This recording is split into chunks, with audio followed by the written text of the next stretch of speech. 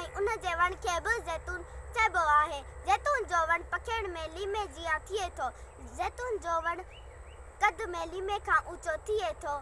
ज़ैतून खे अंग्रेज़ी में गावा ऐं हिंदी में जामफल, प्यारा, सफ़री आम या अमरूद चवंदा आहिनि। सिंध में मौजूदु ज़ैतून जूं जिन्सूं अमरीका मां आयल आहिनि, पर हाणे त हिते बि आम थी वियूं आहिनि।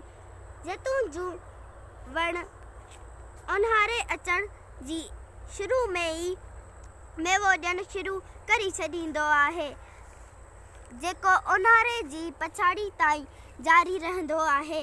ज़ैतून जे वण जो काठ कंहिं ख़ासि बिनावत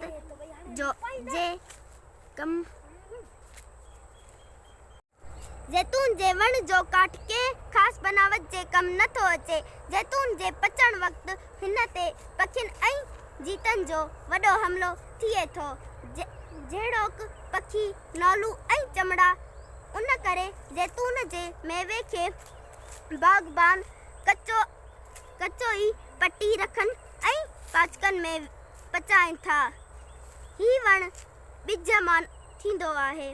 सावण जी मुंद में गर समेत ॿिज जो गोलो ज़मीन में हणिबो आहे।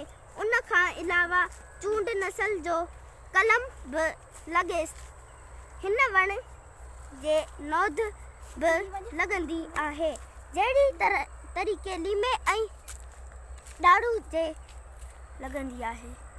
ज़ैतून जी जिन्सनि में नासपती ज़ैतून, काफ़री ज़ैतून, सूफ़ी ज़ैतून ऐं वाङणाई ज़ैतून थियनि थियूं, जेकी ज़ाइक़े में, रंग ऐं साइज़नि में हिक ॿिए खां मुख़्तलिफ़ थियनि थियूं।